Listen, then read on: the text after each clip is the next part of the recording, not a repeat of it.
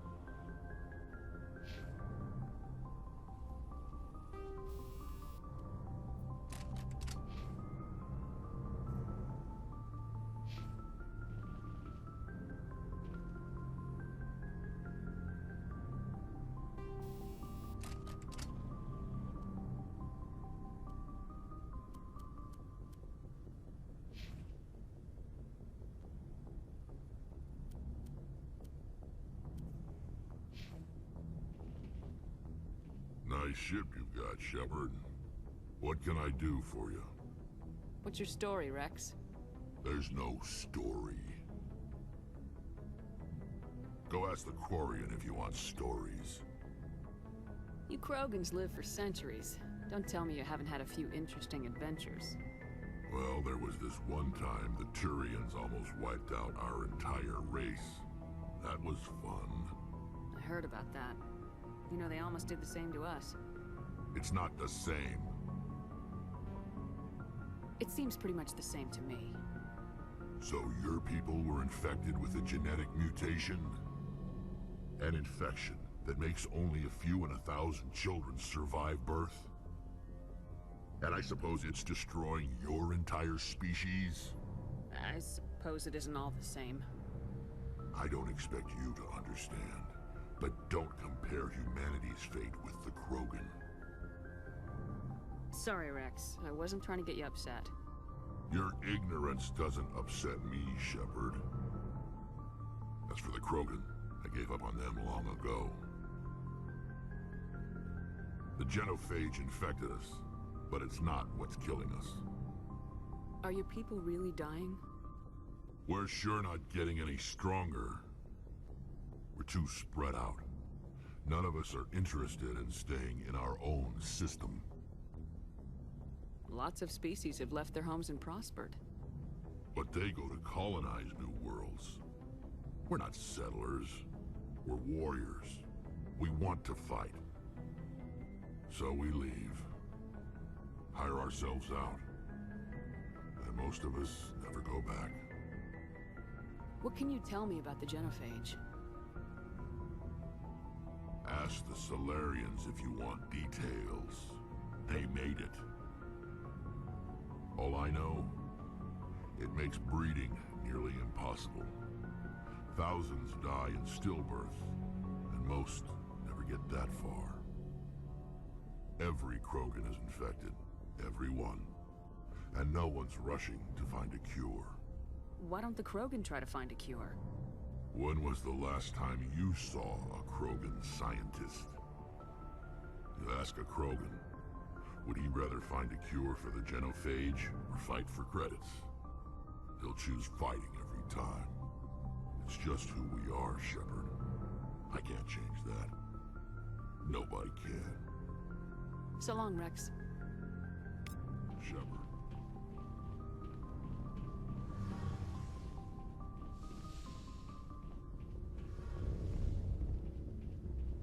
Hey, Commander, you know that Quarian Tally? She's been spending all her time down here asking me about our engines. I'll tell her to leave you alone. What? No, she's amazing. I wish my guys were half as smart as she is. Give her a month on board and she'll know more about our engines than I do. She's got a real knack for technology, that one. I can see why you wanted her to come along. I figured she'd be a real asset to the team. You got an eye for talent, Commander, but I'm guessing that's not why you came down here. Fill me in on the IES stealth system. How does it work exactly? You can't hide a ship out in space. They emit too much heat and radiation. Too easy for sensors to pick them up, unless you find a way to capture those emissions. So our stealth systems trap the energy we give off in storage sinks built into the ship itself. No emissions to give away our location. Eventually the sinks have to be vented. More than a few hours silent running and they overheat. Cook us inside our own hull. There's no way for anyone to detect us? A visual scan can still pick us up. Anyone looking out a window can see us plain as day. But you have to be pretty close to get an actual visual out in space. Most vessels rely on scanners. As long as the stealth systems are engaged, they can't see us. Not unless we accelerate to FTL speeds. Why doesn't it work with faster-than-light travel? Cranking up the FTL blue shifts our emissions, pushes them into frequencies too high to capture in the sinks. As soon as we make the jump, it's like setting off a flare. Sensors can pick up our location whenever we enter or exit FTL flight, but for short-range missions, our stealth systems are amazing, and we've got the only one. I want to know more about the Normandy. She's the best ship I've ever served on, probably the fastest vessel ever designed, and she's the only one using the new Tantalus drive core. What's so special about the Tantalus drive core? Proportionally, it's about twice the size of any other vessel. Not only are we faster, but we can run at FTL speeds longer before we have to discharge the core. Where else have you served, Adams? If you name a class of Alliance ship, I've probably served on it. Everything from dreadnoughts and carriers right down to frigates like the Normandy. My last assignment was on the Tokyo, only a cruiser, but she was a good ship. Couldn't hold a candle to the Normandy, though. Carry on, Adams. Aye, aye, Commander. Your ship's amazing, Shepard. I've never seen a drive core like this before. I can't believe you were able to fit it into a ship this small. I'm starting to understand why you humans have been so successful. I had no idea Alliance vessels were so advanced. The Normandy's a prototype, cutting-edge technology. A month ago, I was patching a makeshift fuel line into a converted tug ship in the flotilla. Now, I'm sitting on board one of the most advanced vessels in Citadel space. I have to thank you again for bringing me along. Traveling on a vessel like this is a dream come true for me. I had no idea you found ship technology so interesting. It comes with being a Quarian. The migrant fleet is the key to the survival of my people. Ships are our most valuable resource. But we don't have anything like this. We make do with cast-offs and second-hand equipment. We just try to keep them running for as long as we can. Some of the fleet's larger vessels date all the way back to our original flight from the Geth. I can't believe your fleet's still using ships that are 3 centuries old. They're constantly being repaired, modified, and refitted. They aren't pretty, but they work. Mostly. We've tried to make ourselves as independent as possible on the flotilla. Grow our own food, mine, and process our own fuel. But some things we just can't make on our own. A patch to maintain the hull integrity requires raw materials we just don't have. That's why our pilgrimages are so important. Tell me about your people. Our lives aren't easy. Resources are scarce, and we are constantly on the move. Everything we do must in some way contribute to the continuation of the migrant fleet. There are 17 million Quarians in the flotilla, and each of us relies on the others for survival. The bonds among my people are strong. Unfortunately, we have had to surrender many of the freedoms and civil liberties other species take for granted. What kind of freedoms? Well, it's illegal for parents to have more than one child. If our population grows too much, it would strain our resources to their breaking point. Of course, we also can't allow our numbers to become too few. If our population is in decline, the rule against single births is temporarily repealed. In extreme cases of population decline, incentives are even offered to encourage multiple births. though the Conclave hasn't had to take such measures in nearly a century. That's your government. The Conclave is our civilian branch of government. Each ship can elect a representative to serve on the Conclave and make decisions that affect the fleet as a whole. On matters that affect an individual ship, however, the captain has the final say. It's a tradition that dates back to the early days, when the fleet was governed by martial law. Fortunately, most captains nowadays are smart enough to have an elected council from their crew to give them advice and guidance. So the ultimate power rests with elected officials? In practice, the Conclave and the respective council for each ship tend to set the rules that govern our daily lives. But in theory, we are still under military jurisdiction. The 5 top-ranking military officials in the fleet serve on the Admiralty Board. These 5 have the power to overrule any decision by the Conclave in case of emergency. To do so requires unanimous agreement among the Admiralty, and they can only do this once. After that, the entire board must resign their posts. It's a safeguard that served us well. In nearly 3 centuries, the Admiralty Board has only overruled the Conclave 4 times. I want to know more about the pilgrimage. When my people reach maturity, we leave our birth ships and seek acceptance with a new crew. It's necessary to maintain genetic diversity among the fleet. But no ship wants to accept someone who will be a burden on them. So, to prove our worth, we embark on a pilgrimage. We set out alone, leaving the flotilla and our families behind us. We only return once we have found something of value we can bring back to the fleet. This is presented as a gift to the captain of the respective ship we wish to join. If the gift is accepted, we are welcomed into the crew. Can a captain choose to reject the gift? That doesn't happen often. Most captains are eager to increase the size of their crew. It increases their own standing in our society. Even when a gift is not particularly valuable, the captain usually accepts it out of a sense of tradition. However, there is a stigma to presenting a substandard gift. It's not the best way to make a good impression on a new community. Most pilgrims don't return until they find something worthwhile. I can't believe they just send you off alone. It's not like they just cast us out. Before we leave, we are given lessons in how to survive outside the flotilla, and given gifts to help us on our journey. We also receive implants to fight off sickness and disease. Generations of living in an isolated and highly controlled environment have left our immune systems weaker than most. By the time we leave the fleet, we are well equipped for the pilgrimage. This is a rite of passage for all Quarians. If it were dangerous, our numbers would suffer. Virtually every pilgrimage ends with a triumphant return and the ritual presentation of the gift to one of the fleet's captains. I want to talk about something else. Like what? I want to know more about the Geth. I doubt I can tell you anything you don't already know. It's been almost 3 centuries since they drove my people into exile. All I know is the story of their origins. What they were when we created them, and how they turned on us. Interesting. The Geth were originally created to serve as an automated manual labor force. Initially, their intelligence was as limited as any VI. Over time, we made small modifications to their programming to allow them to perform more varied and complex tasks, bringing them closer and closer to true AI status. How come the Council didn't step in and stop you? This wasn't true AI research. We may have been skirting the bounds of the law, but we never did anything that was actually illegal. The changes were so insignificant, so gradual, that we were able to control them. Or so we thought. But one thing we underestimated was the power of the neural network. 1 million Geth thinking simultaneously created an inherently unstable matrix. So the Geth share brainpower?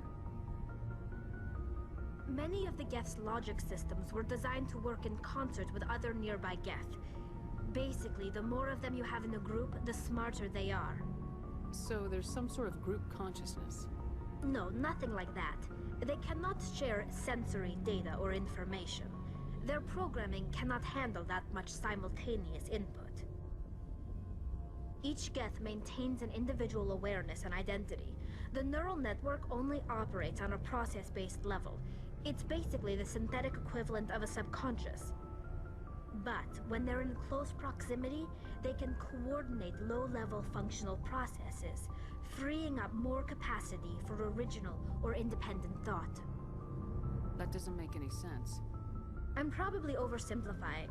The Geth are incredibly advanced and complex creations. All you need to know is that they get smarter when they gather in large numbers. As we built more and more Geth, their effective intelligence became more sophisticated, more abstract. One day, a Geth began to ask its Quarian overseer questions about the nature of its existence. Am I alive? Why am I here? What is my purpose?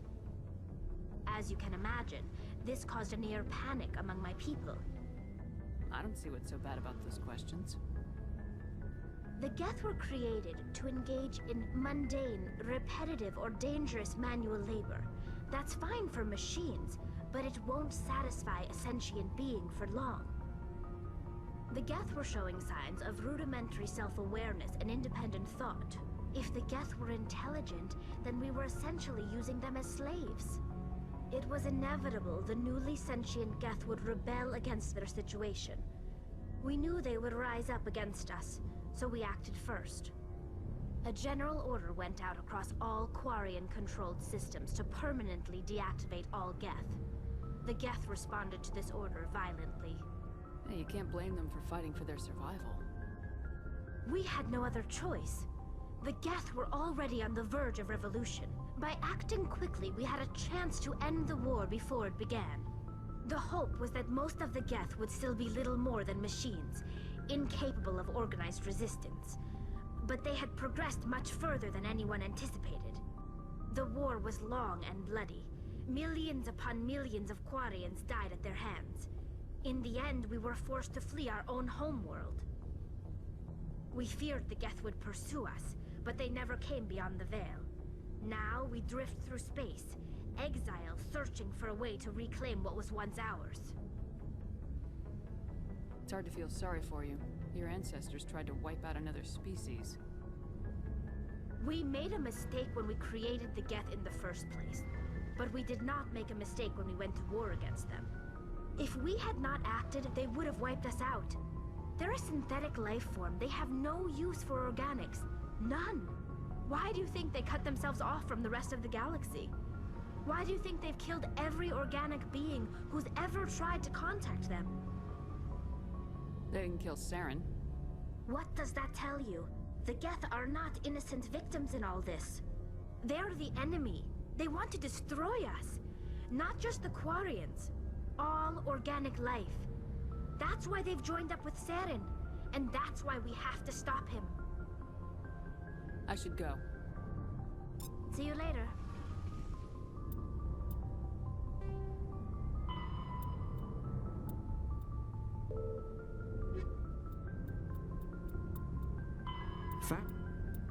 Larger warships are generally classified in one of four weights. Frigates are small, fast ships. Faster-than-light drives use Element Zero cores to reduce the mass of the ship, allowing higher rates of The Mako infantry fighting vehicle was designed for the System Alliance's frigates. Though the interior is cramped,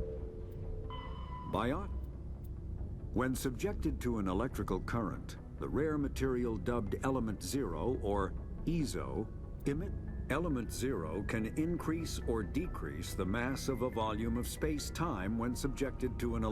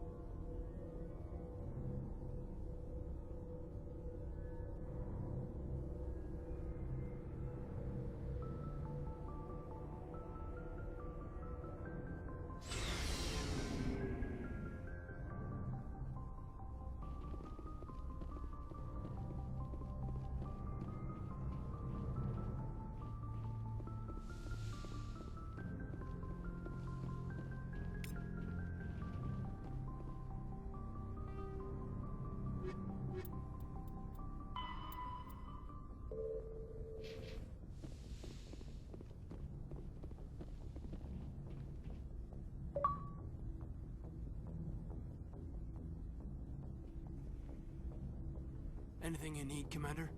Just trying to get a sense of where the crew's at. Thoughts? I've wasted enough of your time for now, Commander. We'll have time for personal debriefings later. What's your opinion on the last mission? I don't see how we could have done things any better. At least not without getting to Eden Prime sooner. And we were on the scene faster than any other Alliance ship could have been. We'll talk another time, Lieutenant. Commander?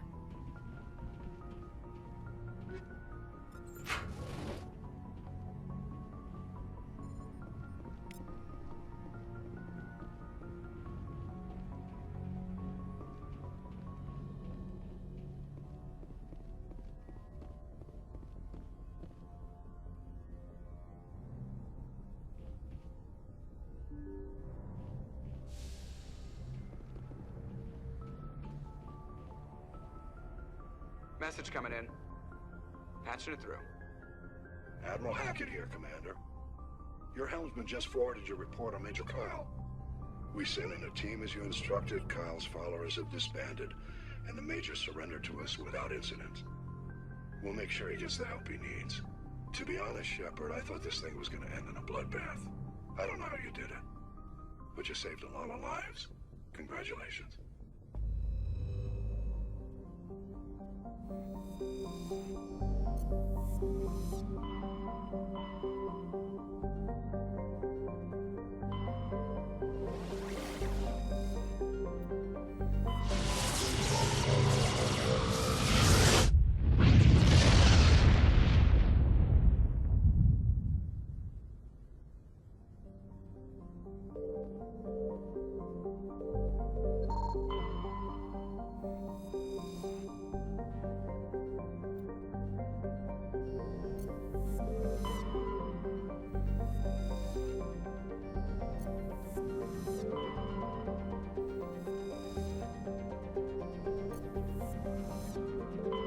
Commander, I'm picking up a signal from the planet's surface.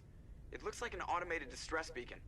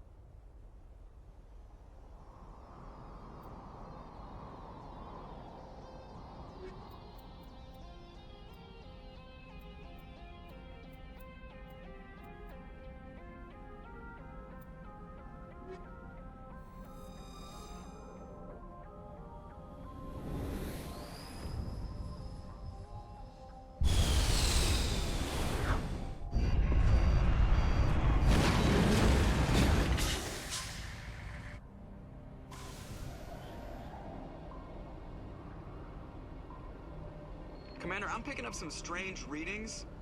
Really strange, like off the damn charts. It looks like it's coming from an underground complex a few clicks away from the drop zone.